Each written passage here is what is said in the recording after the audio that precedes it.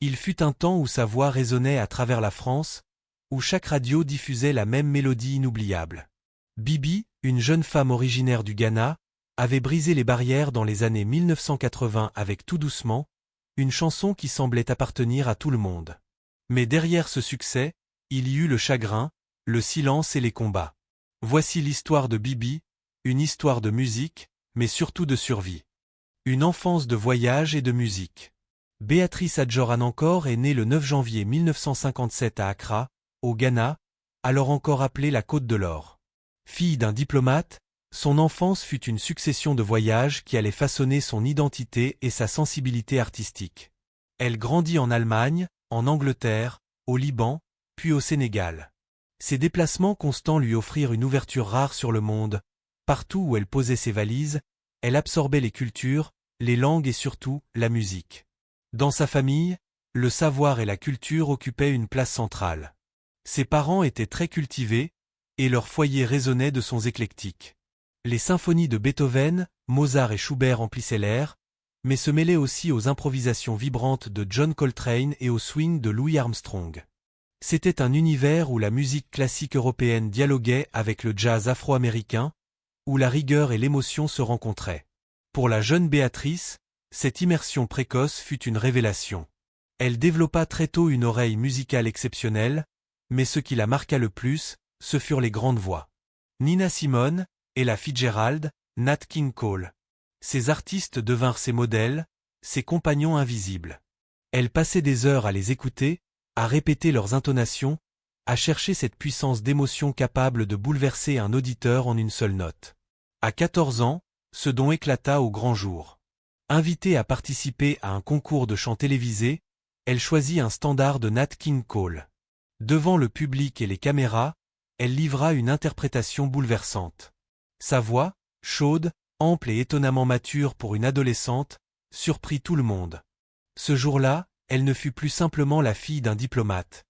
Elle devint une voix à part, impossible à ignorer. Dès lors, tout s'accéléra. Les organisateurs de programmes télévisés africains commencèrent à l'inviter régulièrement. Elle chantait avec une assurance naturelle, comme si elle était née pour la scène. Pourtant, elle poursuivait ses études, refusant de laisser la musique l'éloigner de son éducation. Cette discipline, héritée de ses parents, allait lui servir plus tard pour affronter les tempêtes de sa carrière. En 1972, à seulement 15 ans, elle savait déjà que la musique serait sa voie.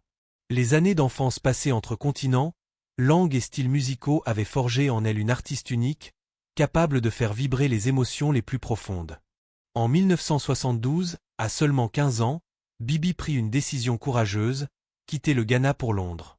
Dans la capitale britannique, elle rejoignit un orchestre et commença à chanter dans des clubs et des salles modestes.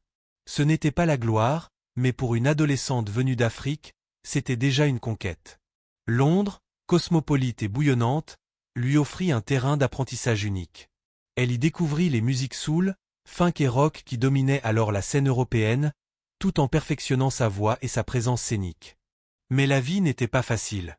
À 20 ans, devenue jeune mère, elle dut faire un choix difficile, retourner au Ghana, auprès des siens. De retour dans son pays natal, elle continua de chanter, souvent dans les bars d'hôtels et les clubs privés. Sa voix faisait chavirer les clients, mais le contexte politique rendait tout projet instable. Les années 1970 furent marquées par une succession de coups d'État. Les couvre-feux imposés par les militaires rendaient presque impossibles les concerts en soirée. Elle confiera plus tard. Le couvre-feu empêchait de nous produire le soir. La musique était prisonnière de la politique. Pour une artiste dont l'essence était de partager sa voix avec un public, cette période fut une véritable frustration. Mais elle ne céda pas. En 1981, déterminée à trouver un nouvel élan, elle s'envola pour Lagos, au Nigeria, qui passait alors pour la capitale culturelle de l'Afrique de l'Ouest. Lagos était chaotique, mais vibrant, une ville où la musique se jouait à chaque coin de rue.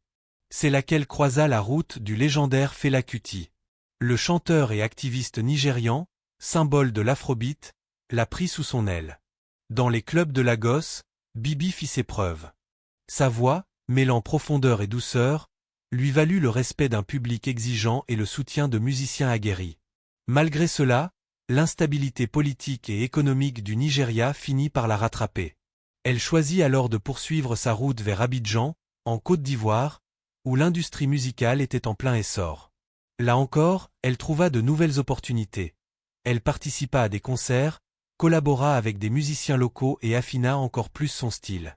À chaque étape, Bibi ne se contentait pas de chanter, elle apprenait. Elle accumulait une expérience inestimable, nourrissant son art de chaque épreuve, de chaque déplacement. Chaque pays traversé lui apportait une culture, une sonorité, une énergie qu'elle intégrait à sa musique. Et puis, au milieu des années 1980, un choix décisif s'imposa, Paris. La capitale française, avec sa scène musicale en effervescence et son ouverture aux artistes venus d'ailleurs, allait changer sa vie à jamais. L'ascension fulgurante de « Tout doucement ». Lorsque Bibi posa ses valises à Paris au milieu des années 1980, elle portait déjà sur ses épaules un lourd bagage. Des années de galère à Londres, des nuits étouffées par les couvre-feux au Ghana, l'effervescence des clubs de Lagos et l'énergie d'Abidjan. Elle arrivait en France avec la certitude que la musique était sa destinée, mais sans savoir que ce pays allait transformer sa vie. C'est à Abidjan qu'elle avait rencontré Guy Lukowski, cadre de Warner Music France.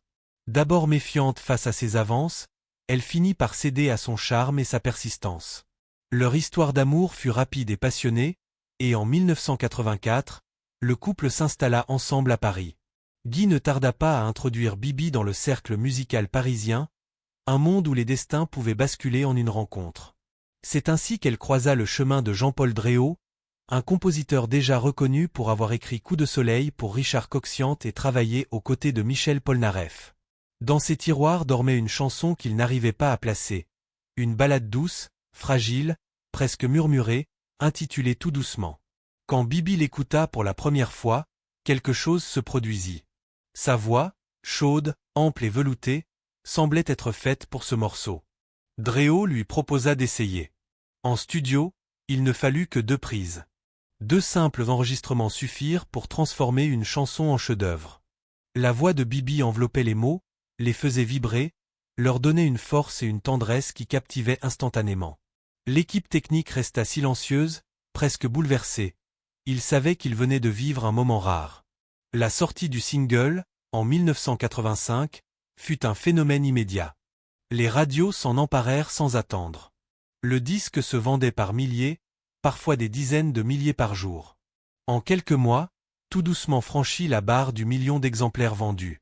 Bibi décrocha un disque d'or, devenant la première artiste ghanéenne à atteindre une telle reconnaissance en France.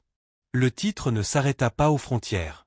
Elle l'enregistra en anglais sous le nom de Breaking My Heart, ouvrant la porte au marché international.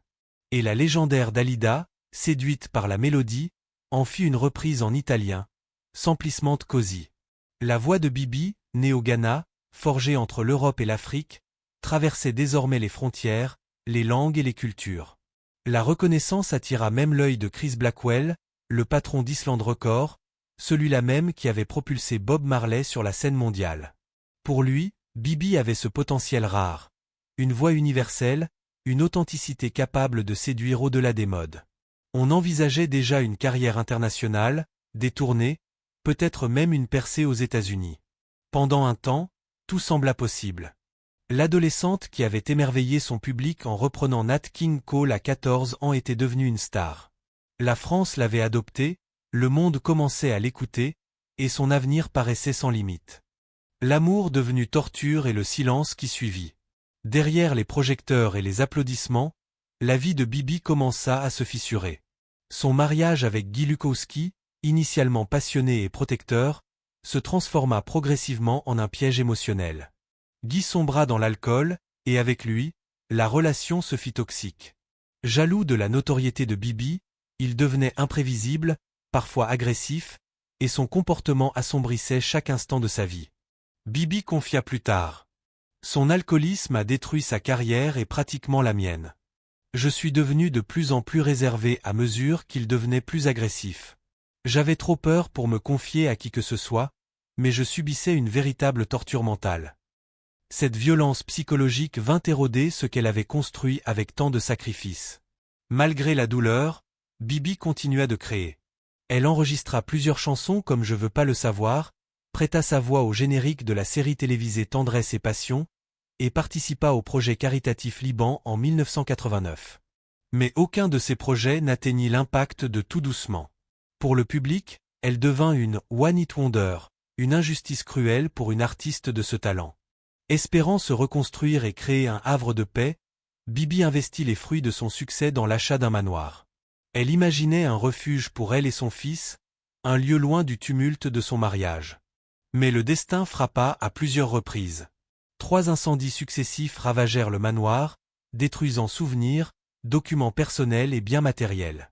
Chaque perte venait s'ajouter à la précédente, et le poids psychologique devint insupportable.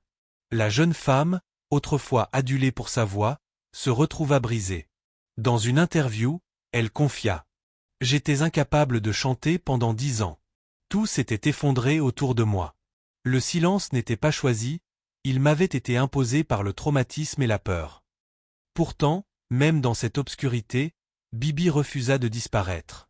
Elle trouva une nouvelle mission, soigner sa douleur en aidant les autres. Elle commença à donner des cours de chant et de thérapie vocale, transmettant non seulement sa technique, mais aussi son expérience de la résilience.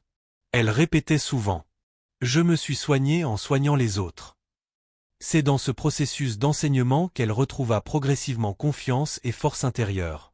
Sa carrière artistique avait été interrompue par la souffrance, mais son art se transforma en un outil de guérison et de transmission. Le silence imposé par les tragédies devint ainsi un temps de reconstruction, un passage nécessaire pour renaître plus forte. Un retour fragile et un nouveau rôle dans la musique. Après près d'une décennie de silence imposé par les tragédies personnelles, Bibi décida de reprendre sa voix et sa carrière dans les années 2000.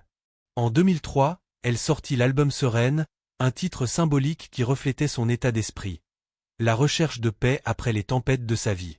L'album rencontra un succès modeste, loin des sommets atteints dans les années 1980, mais pour Bibi, ce fut avant tout une victoire personnelle.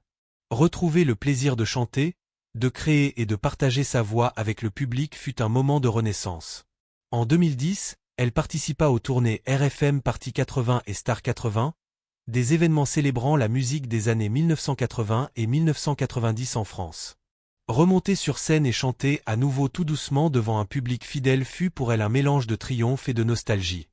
Chaque applaudissement, chaque sourire dans la foule lui rappelait que sa voix, même après le silence et les épreuves, pouvait encore toucher les cœurs. Mais Bibi ne se limita pas à la scène française. Son retour au Ghana marqua le début d'un nouveau chapitre, consacré à la transmission et à l'accompagnement des jeunes talents.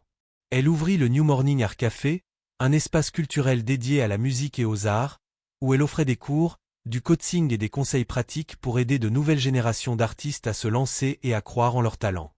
Cet endroit devint rapidement un repère pour les jeunes musiciens en quête de guidance et d'inspiration.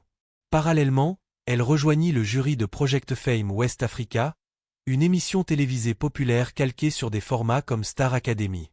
Son expérience, ses succès et surtout ses épreuves personnelles lui permirent de conseiller avec authenticité les participants. Elle leur enseignait non seulement la technique vocale, mais aussi la résilience, la patience et la gestion des épreuves qui accompagnent une carrière musicale. Pour Bibi, cette nouvelle phase de sa vie avait un sens profond. Transformer sa douleur passée en force et en mentorat. Les blessures de sa jeunesse, les années de silence et les tragédies qui avaient failli la briser devinrent un moteur pour guider ceux qui rêvaient, comme elle autrefois, d'une carrière musicale. Elle leur montrait qu'au-delà du talent, la ténacité, la discipline et la confiance en soi étaient essentielles pour survivre et s'épanouir dans le monde impitoyable de la musique. Ainsi, Bibi n'était plus seulement une chanteuse, elle était devenue une passeuse de savoir et d'espoir, un phare pour ceux qui souhaitaient suivre ses traces, et un symbole vivant de résilience et de transmission. Faux pas, rumeurs et le poids du temps. Malgré les regrets d'une carrière brisée, Bibi inspira d'immenses artistes africains comme Salif Keita et Angélique Kidjo. En 2019, une fausse annonce de sa mort à la télévision française rappela son éloignement médiatique. En 2022, dans Le Figaro, elle revint sur ses blessures. Son ex-mari alcoolique, les incendies, 10 années de silence. Mais elle affirma avoir trouvé la paix en aidant les autres. Aujourd'hui, à 67 ans, Bibi partage sa vie entre la France et le Ghana.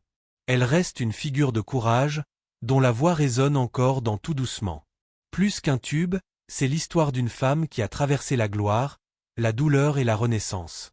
Et vous souvenez-vous de la première fois où vous avez entendu la voix de Bibi? Dites-le dans les commentaires. Et surtout, si vous voulez découvrir d'autres destins cachés des stars, likez cette vidéo, abonnez-vous et activez la cloche pour ne rien manquer.